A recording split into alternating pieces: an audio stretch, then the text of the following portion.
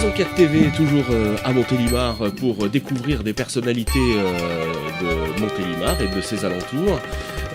Aujourd'hui, je suis très heureux d'accueillir dans la petite interview un homme de qualité. Il est vigneron de son métier, mais il est également président de Grignan-les-Adémars, un vignoble en plein cœur de la vallée du Rhône. Bonjour Henri Bourg. Bonjour Franck. Voilà, on va juste ajuster un tout petit peu le micro. Alors, le vignoble Grignan-les-Adémars, qui se situe dans la vallée du Rhône, entre Lavande et chênes Truffier, voilà, entre montagne et plaine, c'est quand même une situation assez particulière et assez privilégiée finalement. Je pense que oui, qu'on a vraiment sur notre territoire un joyau fabuleux que les touristes apprécient déjà en nombre, puisque dans les 15 dernières années, on a vu vraiment l'éclosion d'un tourisme de qualité, qui plus est, et qui vient nous voir, je dirais, pendant 5-6 mois de l'année en nombre, un peu plus rarement pendant l'hiver, mais en hiver, on a un autre atout, c'est la truffe. Voilà. Donc on a aussi, à partir de maintenant, pendant les week-ends, pas mal de beaux tourismes qui en profitent pour visiter aussi les caveaux. Voilà, parce que le métier de vigneron, c'est pas seulement, vous faites toujours aller à la rencontre de vos clients sur différents territoires, mais c'est aussi le no-tourisme, c'est en train de bien être et faire découvrir justement ce que vous faites autour du vin. Justement, nous voudrions faire de cette appellation, Grignan-les-Adémars, un petit peu l'appellation pilote de l'onotourisme, tout au moins sur Rhône-Alpes, parce que nous avons vraiment, nous croyons, les atouts nécessaires pour développer cet aspect-là.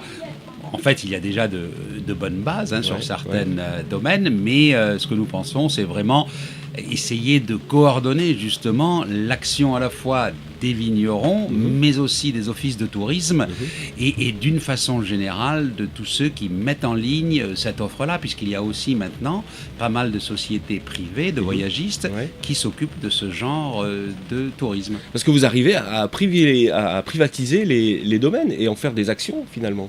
Tout à fait, mais aujourd'hui chacun a un petit peu sa politique et sa stratégie. En ce qui me concerne à Grangeneuve, nous sommes en train par exemple de baliser l'ensemble des vignes pour pouvoir informer parcelle par parcelle du type de cépage, du terroir, une table d'orientation également avec la vue sur le Ventoux, plein de choses intéressantes sur les vestiges d'une cave viticole romaine aussi, mais c'est une initiative individuelle. Pour en faire vraiment un site pilote dans la région, il va falloir que nous arrivions à coordonner toutes les actions des individus avec les offices de tourisme et d'une façon générale la région Rhône-Alpes. Alors combien de vignerons à Grignan-les-Adémars, Henri Bourg ? Alors nous sommes 33 indépendants, ce qu'on appelle vignerons indépendants, c'est-à-dire qui ont une cave dans laquelle ils vont vinifier leur vin, et il y a encore 220 vignerons coopérateurs, viticulteurs coopérateurs qui eux apportent dans de grandes caves où ils se sont regroupés pour mettre l'outil de production en commun. Et tous très dynamiques comme vous l'avez dit, parce que vous organisez par exemple des pique-niques dans les vignes aussi. C'est en fait vous allez vous sensibiliser les gens qui viennent chez vous pour bien leur montrer votre métier et votre territoire en fait. Absolument, parce que je crois qu'aujourd'hui le consommateur recherche autre chose que le produit brut. On a besoin de présenter le produit dans son écrin, c'est-à-dire de lui faire comprendre à la fois toute la difficulté, la complexité du métier de vigneron, ces différentes étapes. Et c'est un métier riche et varié, mais également lui faire découvrir le terroir, lui expliquer les différents stades de la vigne. Donc il faut vraiment expliquer, il faut montrer, et pour que le vin ne soit pas simplement un produit de consommation, mais qu'il y ait des émotions qui passent. C'est ça. Et vous sentez que ce métier a évolué là depuis ces quelques dernières années ? Énormément. C'est vrai qu'autrefois on voyait le vigneron dans ses vignes, taillé même par un temps comme aujourd'hui, et le boulot s'arrêtait un petit peu là, s'arrêtait à la cave, auprès de la barrique ou du foudre. Mais aujourd'hui, il y a toute une démarche de communication, de contact, de relations publiques qui est nécessaire parce que d'abord la consommation du vin a tendance à baisser dans la vieille Europe, donc il faut remotiver nos consommateurs, et puis parce que la concurrence est extrêmement virulente, et donc il faut se montrer sous ses plus beaux atours. Alors, je sais, Henri Bourg, que vous êtes passionné de poésie.